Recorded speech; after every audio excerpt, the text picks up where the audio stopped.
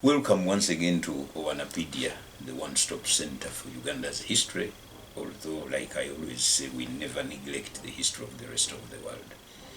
The name is Tony Geoffrey Owana, and behind that machine is Herbert Semiano, as usual. We are still in the battle against Corona, and I believe most of you are still in lockdown. It is better to stay there. In Uganda, we are still in Yoweri's arc, although a few people are trying to escape from it in the hope that they will get back. You might find it closed. So let's be a little more careful. There's a possibility that there will be some lessening of restrictions, but even if there is a tightening of restrictions, it should always be for the common good. Meanwhile, those in lockup who are glued to OwanaPaedia, we are coming to the last part of the series on the Arusha Peace Accord, as we have been unveiling it for you. After a year of long and difficult deliberations initiated by Zaire's President Mobutu Sese Seko Kuku Ngbendu Wazabanga and facilitated by Tanzania's President Ali Hassan Mwinyi, the President of Rwanda, Juvenal Habyarimana, and the chairman of the rebel Rwanda Patriotic Front finally signed the Arusha Accord. After the signing, President Habyarimana and Colonel Kanyarengwe embraced something they probably last did on 5th July 1973 when they overthrew President Gregoire Kayibanda in a military coup. Habyarimana had been Kayibanda's army chief of staff. The details of this accord will be available to you in the course of this final segment. But let's get back to what happened on that historical occasion on the 4th of August, 1993.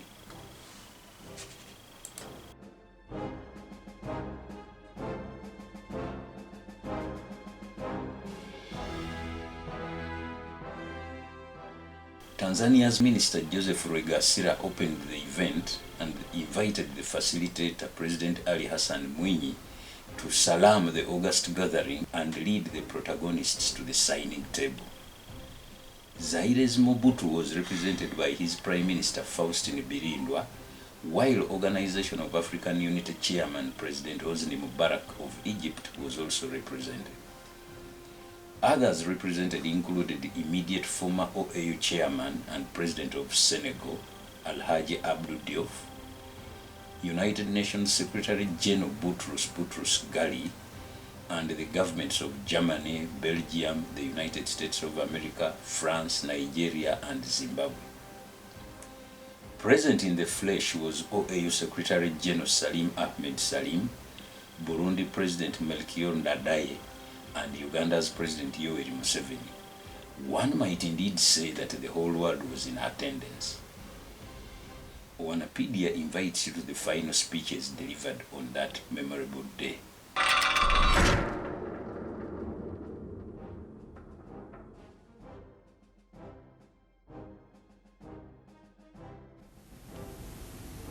Nous remercions d'abord nos deux frères rwandais, le président Habyarimana et le président du FPR, Alexis Kanyarengwe, qui viennent de poser un geste combien significatif en signant cet accord de paix si longtemps attendu. Cet acte est un acte hautement patriotique qui honore les Rwandais, qui honorent les Africains. Nos remerciements vont ensuite à son Excellence, le Président de la République unie de Tanzanie, Ali Hassan Mwinyi, pour le rôle qu'il a joué en réconciliant nos frères rwandais. Nous remercions également le médiateur Mobutu Sese Seko pour les efforts qu'il a déployés également pour rendre cette situation que nous vivons aujourd'hui possible. Nos remerciements vont également à tous les protagonistes du conflit rwandais, les protagonistes du FPR, les protagonistes du MRND, du MDR, du PSD, du PR et les autres pour le courage qu'ils ont eu pour surmonter leurs divergences, montrant par là finalement que la sagesse a triomphé. Monsieur le Président, Excellences, et Mesdames, Messieurs, le peuple burundais a suivi avec beaucoup de peine le déroulement du conflit rwandais. C'est donc avec un réel soulagement que nous accueillons la signature de cet accord de paix. Cependant, la signature de cet accord de paix, même si c'est un pas important, il est vrai. Burundi's President Melchior Ndadaye thanked President Habyarimana and Colonel Kanyarengwe for signing what he called the long-awaited peace agreement and went on to describe them as true African patriots. He also saluted the efforts of President Mobutu of Zaire and President Mwinyi of Tanzania and emphasized that Burundi was happy that a big step towards peace in the region had been taken. Excellency Habyarimana, distinguished Chairman of RPF, Kanyarengwe, Excellency President of Museveni, President of Uganda, Excellency President Ndadaye, President of Burundi, Excellency Biriwinda, Prime Minister of Zaire, Excellency Honorable Minister Rigasera, Minister of Foreign Affairs of Tanzania, Excellency Dr. Selim, Secretary General of OAU, Excellency Ambassador Fall, Special Envoy of President Diouf of Senegal, Excellency Mr. Petrovsky, Representative of the Secretary General of UN. Excellency, ladies and gentlemen, I would like at the outset to convey to Your Excellencies the congratulations and sincerest regards and best wishes of His Excellency President Mubarak, President of the Arab Republic of Egypt and current Chairman of the Organization of African Unity, who was keen to join you in celebrating this historic event, but was not able to leave Egypt due to the serious developments and escalating tension in our region. And he charged me with the high mission to represent him in this historic occasion. Mr. President, it is indeed a great privilege and high honor for me as a special envoy of President Mubarak to witness the historic event of signing the Rwanda Peace Agreement, which puts a peaceful end to the bloodshed and sufferings of the brotherly people of Rwanda and paves the way for stability which we are confident will be invested to the well-being and the prosperity of the Rwandese people. On the other hand, the signing of this agreement marks a new era in the inter-African relations characterized with reconciliation, understanding, and goodwill, as it materializes the hopes expressed and the principles included in the Cairo Declaration, which was adopted in the framework of the summit meeting of the Organization of the African Unity held in Cairo last June. We strongly believe that the signing of the Rwanda Peace Agreement will set an encouraging precedent and inspiring example that will be followed in other parts of our continent which are devastated by civil wars and military conflicts. Resolving pending conflicts and disputes in our continent through peaceful means has become a fundamental prerequisite in order to overcome the serious and manifold problems that are badly and negatively affecting the life of our peoples. In order to meet the legitimate aspirations of our people and making them be able to live a better standard of life. Tremendous efforts, determined will are needed, but above all, very close and straight cooperation between the African countries, governments, and peoples to achieve this goal. And to achieve this goal, the summit meeting in Cairo has adopted the decision of creating a special mechanism of peacemaking and peacekeeping. I would like in this request to pay tribute to His Excellency President Museveni and the government of Tanzania for the paramount role they played in facilitating the conclusion of the agreement, and for hosting this historic ceremony, which will be always remembered not only by the honorable delegates who attended it, but also by all the peoples of Africa, as it represents a landmark in African relations.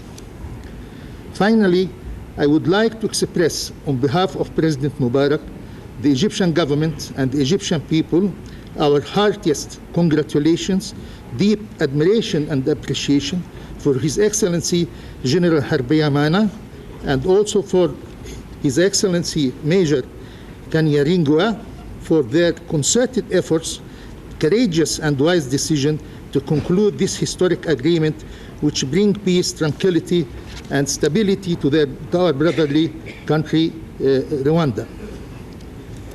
We wish them all the best in leading their brotherly country to prosperity and progress, and in achieving the aspiration of their people.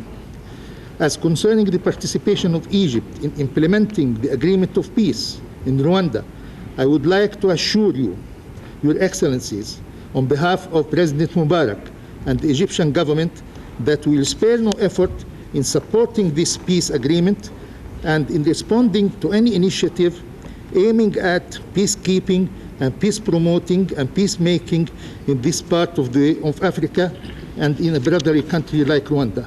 Thank you very much for inviting me for this ceremony. Wish you all the best and further successes for this process. D'aucuns se souviendront avec vous, Monsieur le Président, qu'en marge du 28e sommet de l'OUA tenu l'année dernière au Sénégal, des représentants du gouvernement rwandais et du FPR eurent, après celle de Paris, une seconde rencontre, cette fois-ci à Dakar, le 30 juin 1992. À l'issue de cette rencontre, il fut convenu d'amorcer dès le 10 juillet 1992 à Arusha les pourparlers inter-rwandais sous la présidence de la Tanzanie, choisie comme pays facilitateur, et avec la participation des observateurs du Burundi, de l'Uganda, du Zaïre, du Sénégal, de la Belgique, des États-Unis, de la France et de l'OUA, auxquels allaient se joindre le Nigeria, le Zimbabwe, l'Allemagne et les Nations Unies. En portant un regard rétrospectif sur les événements liés au Rwanda, du 1er octobre 1990 à ce jour, l'on ne manque guère d'être frappé par l'étendue et l'ampleur des progrès extraordinaires réalisés. Que de préventions et méfiances oblitérées depuis l'accord d'Nsele du 29 mars 1991 jusqu'au protocole d'Arusha du 18 août 1992 sur l'état de droit, ou encore les protocoles des 31 octobre 1992 et 9 janvier 1993 sur le partage du pouvoir dans le cadre d'un gouvernement de transition à base élargie.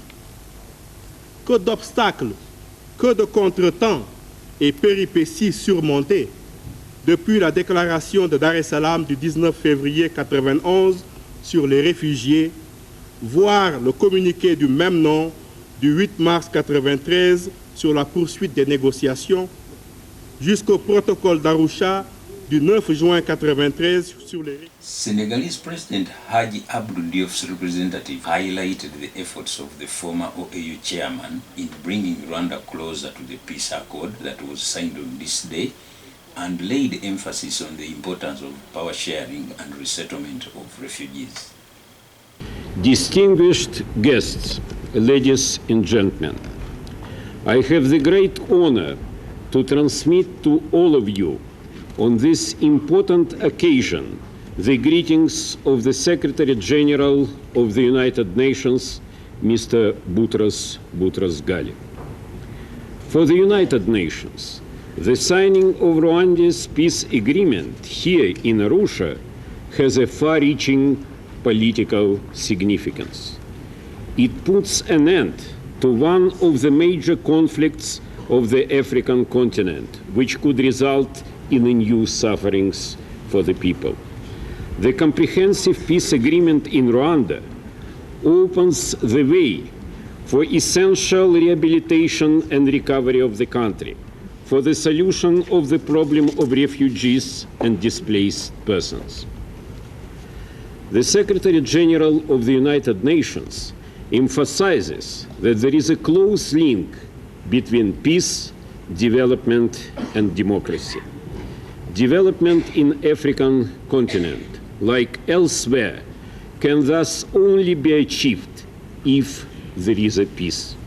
I would like to add that the peace and developments are the major concerns and top priority of the United Nations overall integrated action in Africa. However, peace and development can be sustained over time if they are based on solid foundations of good governance, democratic institutions, and rule of law. Those foundations have to result from within, not from outside of Africa. Arusha Accord is a good example of such attitude. The Rwanda's peace agreements provides a showcase how political differences can be resolved within the affected country by a general desire to find a workable compromise backed by the full support of the United Nations behind it. It is a real victory of common sense and responsibility realized through collective actions. It is a victory of ideals of the United Nations. We should pay tribute to the government of Rwanda and RPF, which made their utmost to conclude the comprehensive agreement. The special mention should be made of insistent efforts of the President of the United Arab Republic of Tanzania, His Excellency Ali Hassan Mwinyi, whose innovative role as facilitator has enriched the practice of multilateral diplomacy. The success of negotiations in Arusha is also due to the efforts of the mediator, President of the Republic of Zaire, His Excellency Mobutu Sese Seko. Peace Accord in Arusha proves the ever-increasing role of the Organization of African Unity as a focal point of preventive and peacemaking diplomacy. In this context, I wish to commend the tireless efforts of the current chairman of the Organization of African Unity, His Excellency Hosni Mohamed Mubarak, the former chairman, His Excellency Abdou Diouf, as well as the Secretary General, Dr. Salim Salim. Praising the negotiating solutions in Arusha, we should also commend the efforts of observer countries which provided generous financial and material assistance to OU. Your Excellencies, ladies and gentlemen, at this solemn ceremony, I wish to assure that the United Nations, which has already contributed to peace process through negotiations and humanitarian assistance to Rwanda, stands ready to promote without delay the implementation of these historical Arusha Accords. In accordance with the Security Council Resolution 846, the Secretary General of the United Nations will report to the Security Council on the results of Arusha talks, as well as on contribution which the United Nations could make to assist the OU in the implementation of agreement. After consideration of this report, the final decision will be made by the Security Council.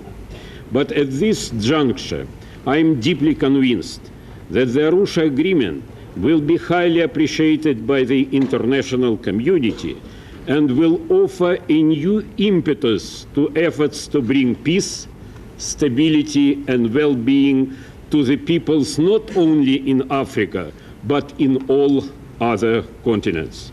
In conclusion, once again, many thanks to all those who made possible this important breakthrough in the peacemaking in Africa. Thank you very much.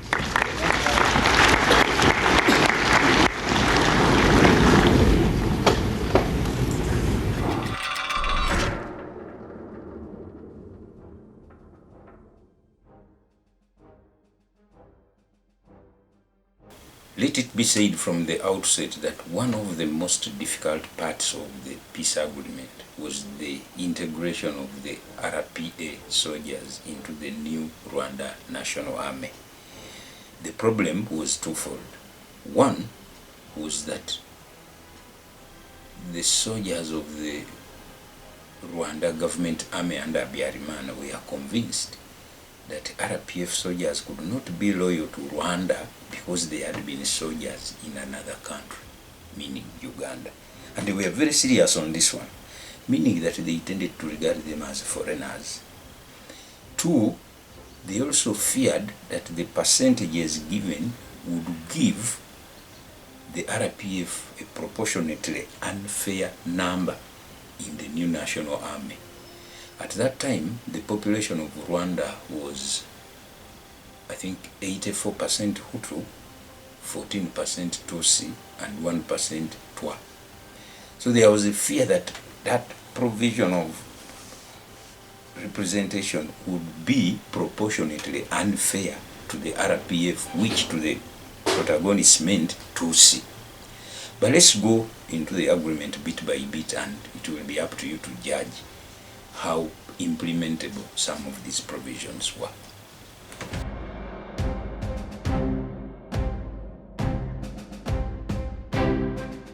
Article 1 states that the war between the government of the Republic of Rwanda and the Rwandese Patriotic Front is hereby brought to an end. Article 2 stresses the importance of all the earlier agreements and outlines power sharing within the framework of a broad-based transitional government and the rule of law. Article 3 amends several parts of the then existing Rwanda Constitution.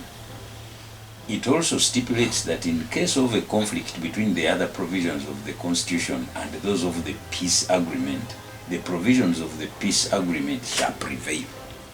However, Article 4 also states that in case of conflict between the provisions of the fundamental law and those of other laws and regulations, the provisions of the fundamental law shall prevail. In Article 5, the government of the Republic of Rwanda and the Rwandese Patriotic Front undertake to make every possible effort to ensure that the present peace agreement is respected and implemented. They further undertake to spare no effort to promote national unity and reconciliation. In Article 6, the Habyarimana government and the RPF agree on the appointment of Mr. Faustin Twagiramungu as Prime Minister of the broad-based transitional government. Article 7 directs that the transitional institutions stipulated shall be set up within 37 days following the signing of the peace agreement. We must add that this failed to materialize. Article 8 stipulates that the Habyarimana government shall remain in office until the broad-based transitional government is established, but adds that this government must not encroach on the mandate of the broad-based transitional government being established. This was also a tricky provision. Article 9 also stipulates that the existing parliament, called Council for National Development, shall remain in office until the Transitional National Assembly is established. However, as from the date of the signing of the peace agreement, this parliament shall not enact laws. A parliament not allowed to enact laws is also a tricky prospect, to say the least.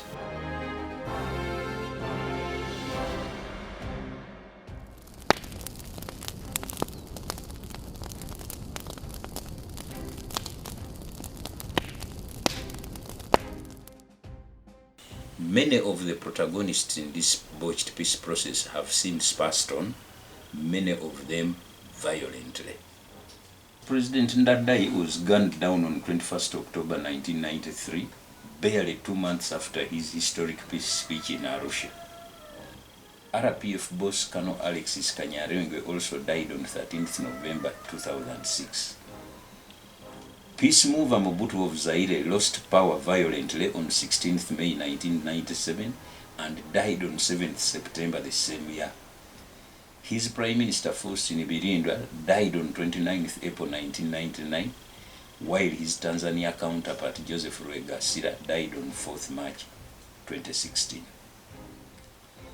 UN Chief Boutros Ghali died on 16 February 2016, and President Hosni Mubarak of Egypt died on 25 February 2020, 9 years after being violently overthrown and jailed. OwanaPaedia's next destination in this bridge building process will be the 7th April 1995 mass burial of the victims of this genocide, at which Uganda was represented at the highest level. But you will only see this if you stay safe from Corona. Stay safe, stay in the ark, and stay with OwanaPaedia.